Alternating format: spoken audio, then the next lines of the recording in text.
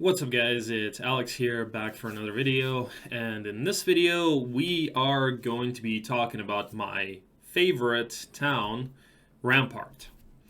So this video is once again an overview. We're not going to be doing a demonstration of this. I will be doing a demonstration in a subsequent video. So I'll start this off by saying that I frigging hate Rampart. It is literally my least favorite town to play. I would rather play Inferno than Rampart. So, and the thing is, it's not a bad town. It is mid-tier. It's on paper not bad. And I recognize that the town itself is not weak, but I personally just don't like it. There's just a lot of things that I don't like about it. I guess we're gonna get into it. So, but now you guys know that this is a little bit of a prejudice, and at the same time, I am not that great with Rampart yet, and I don't necessarily have the most experience with Rampart. So once again, if you guys happen to have strategies that you utilize successfully as Ramparts, I would love to hear those in the comments below. Alright, so let's start off by going over the strengths of Rampart. So, it is certainly not a weak town. Rampart does have good heroes. Ivor is a pretty good start. He starts with 2 stacks of elves. It is pretty common for people to start with Ivor. It used to be Kier, but since they nerfed logistics, now most people start with Ivor. You are on grass, so you're not incurring terrain penalty with your movement. And, Ivor also with his elf specialty, and, when you get Grand Elves, usually on turn 2, sometimes turn 3, depending on whether you go for upgraded Centaurs or not. They are pretty useful in doing a lot of fights. You can do a lot of fights safely with Rampart, by basically just shooting down whatever you're fighting. So it does not necessarily take too much skill to be able to take a certain fights well with Rampart as you would with like a melee stack, like let's say even Dungeon Shakti, avoiding hits when you may be either matching speed or getting outsped, right? With Rampart, you can still deal with units that even outspeed you. So, as far as the heroes go, they are pretty good. So besides Ivor, who is usually a start, and he is going to be good in the early game because of his elf specialty, because he will get some good, a decent stat progression. You also have Mephala, who's an armor specialist, who's also really good, and as a ranger, she's going to get a lot of defense as she levels up. So really good main hero to have. You also have Giselle, who is basically the hard counter to spellcasters. When you're playing, for example, against Conflux, you may even want to start as Giselle because of her interference specialty. So she is really good in the late game. Nothing special in the early to mid game, but a hard counter to spellcasters. And you also have Elishar, who's an intelligence specialist that can come in handy. You also have Kier, who is a logistics specialist. And as I've mentioned, logistics was nerfed, so it's not nearly as good as it used to be, but can still come in handy, especially in kind of the later stages of the game where movement becomes really important, and it becomes really important to reach long distances when you're kind of playing a control game. So, those are the strengths in terms of heroes, and in terms of the units, they are also pretty good. So I've already talked about the elves, the wood elves and the ground elves. They are pretty damn good, especially when you have archery and Ivor with the elf specialty. Centaurs and centaur captains are the best tier 1 unit in the game. Technically, their stats are a little bit worse than pikemen and halberdiers, but their speed kind of overcomes that. It's better to have a unit that's a little bit weaker but faster in a lot of cases. You also have dwarves who have magic resistance, and they're also pretty tanky, so they can help you take hives and other dwellings where you need some tankiness. And then you have dendroids who have that interesting binding ability. They're super slow, but binding can really be useful in hives, also taking dragon dwellings and things like that. You also have unicorns, who are good units in themselves, and they also have the ability to blind potentially, which can come in handy. And you've got the Pegasi, who, when they're upgraded, they match speed with angels, and they also have a useful ability, the mana dump, by making spells more expensive in terms of mana for your opponent to cast. So, yeah, overall, pretty good units. The green and gold dragons are also kind of cool, but they are not that viable as ramparts. I'll talk about that a little bit later. But I do like dragons, and it's kind of funny that Rampart is actually my least favorite town, because I really do like dragons. Dragons are my favorite units in the game. And that includes black and red dragons, as well as the gold and green dragons. But still, I really dislike Rampart. So, and I suppose another thing that can kind of be added to the strengths is their ability to take pickets. So Rampart is pretty decent at taking pickets. Not amazing, but you can take pickets under the right conditions, especially if you get some additional centaurs, or if you get some additional elves, like in an elves box or something like that. On Ivor, with Grand Elves, you do outspeed the Wolf Raiders, so you can, under the right conditions, shoot down the Wolf Raiders before they actually get a chance to hit you. You guys can check out my guide on taking pickets. I do have a demonstration there. All right, so now let's move on to the weaknesses. So as far as the weaknesses of Rampart go, probably one of the main ones is not having a great chance at rolling earth magic. Rangers have a good chance of water magic, not a great chance at earth magic. So in a lot of cases, you may have trouble finding a hero with earth magic, which may make it difficult for you to break.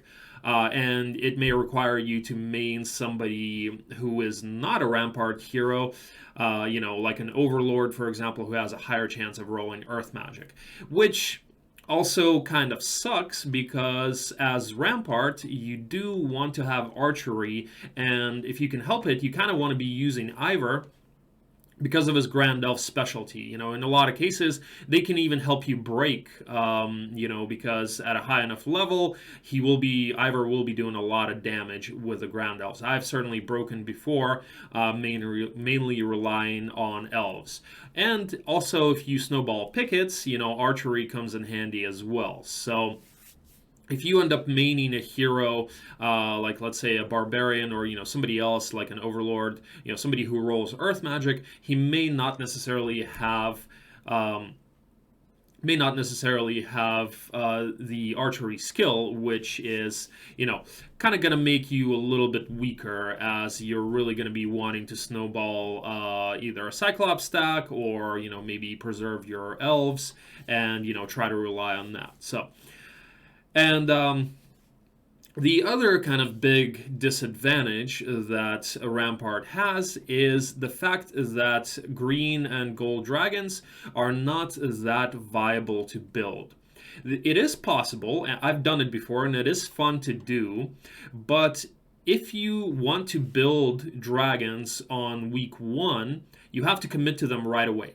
You have to skip the Centaur and the Grand Elf upgrade, because you have to go straight for the Dragon build path, and it requires Mage Guild level 2. So you have to build something towards that every day, and if you build the Centaur upgrade on day 1, you cannot build dragons, or on week 1, I mean. And if you go for the Elf upgrade on day 2 or day 3, you also will not be able to build dragons on day 7. So that's kind of what makes Rampart, maybe that's actually one of the main reasons that I dislike them, because you have dragons, but they're almost impossible to build. And whereas if we compare them to Dungeon at least has the Portal of Summoning, where you also have the same, it's pretty much an identical build path for Dungeon dragons as it is for Rampart dragons, but as dungeon on turn 2. Like you take a dragon cave on day 1, turn 2, you can take you can portal them and have 2 dragons, right? With rampart, you're not going to have that. So unless you go to build dragons, you take a dragon dwelling, you're only going to have 1 dragon. So it's going to be really difficult to actually build a power stack of dragons. So, and that's, kind of what grinds my gears about rampart. And the other thing that I dislike about it, and also another weakness, is that you do not really have a very clear power stack in the early game, in like turn 1 and 2. You do have the elves and you have the centaurs, but when centaurs are good, but you're not going to have a large enough number for them to be that impactful. You're usually going to have somewhere around 40 to 50 centaurs, right? And when you compare that with a dungeon power stack of like 100, 110 troglodytes, I would much rather have the troglodytes, even though they're weaker units, right? Because on day 1, I would be able to take a size 3 hive. With rampart, taking hives is more challenging. And especially since your other kind of half of your power stack is going to be elves or grand elves, and you really don't want to be taking those into hives, right? So, and that kind of brings us to the last weakness, is that they are not that good in farming creature banks in the early game. So it's not that easy to take hives. And, you can take pickets, but it is risky. You can definitely die to morale because you're relying on a ranged power stack.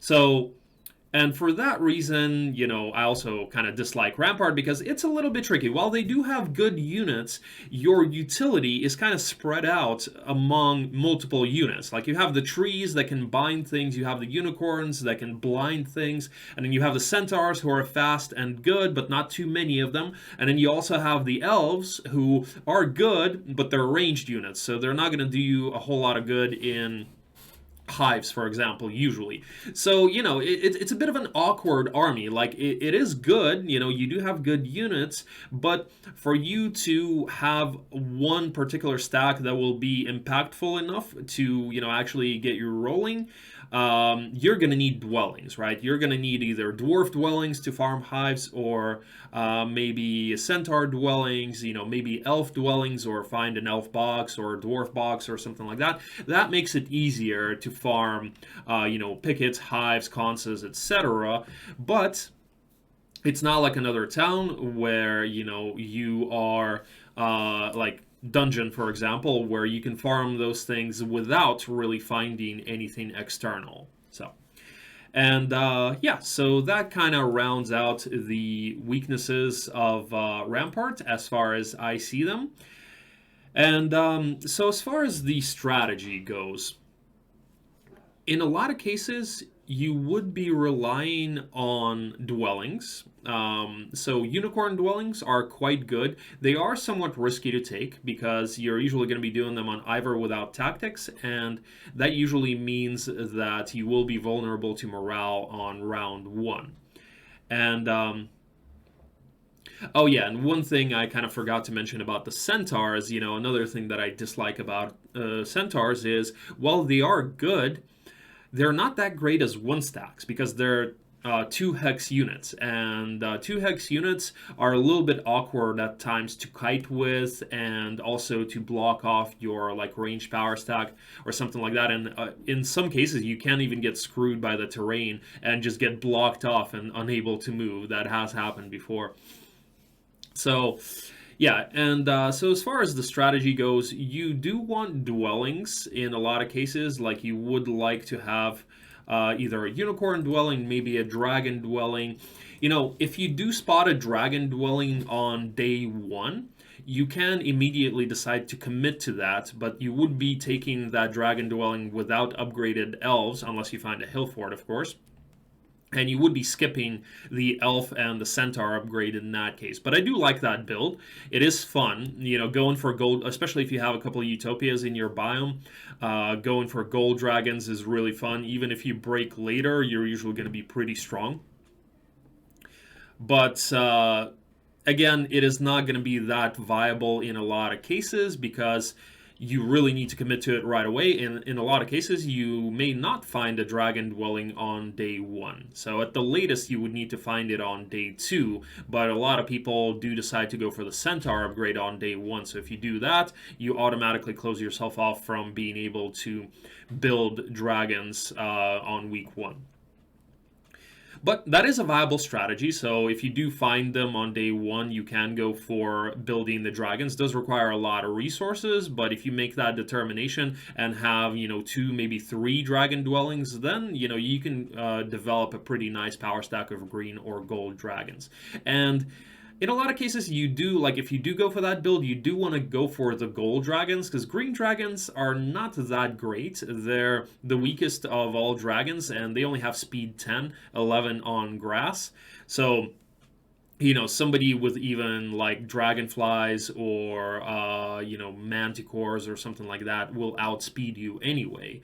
But gold dragons are the best dragons. They're the best in terms of stats. They're the fastest as well. They do have less HP than black dragons, but their attack and defense is higher. So gold dragons are quite good. Arguably black dragons may be better since they have the magic immunity, and gold dragons are still vulnerable to level 5 spells, but still, gold dragons are pretty good.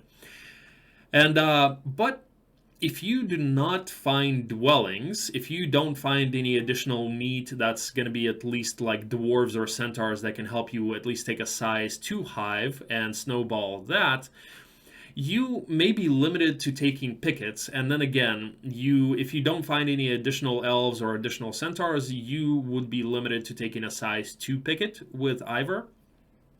And you would also be losing a lot of your centaurs, but you can get that snowballing as well. So those are kind of, as I see it, the main strategies. Of course, you can also take a size 1 cons if you find that, similar to how you would take it with Inferno or Castle, and that can help you snowball as well.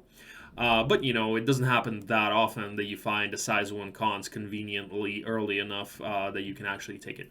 So as far as the strategies go, that's kind of how I see Rampart is. You either go for dwellings, like dwellings into hives or pickets, or you go for, pickets, like small enough pickets if you don't find any dwellings, and then with that, try to snowball into more pickets or maybe hives, or you can, go for the size 1 cons and, try to snowball out of that. Or, if you do find the dragon cave, or not cave, dragon cliffs on day 1 or 2, you can commit to building dragons and, maybe biome game a little bit until you get gold dragons.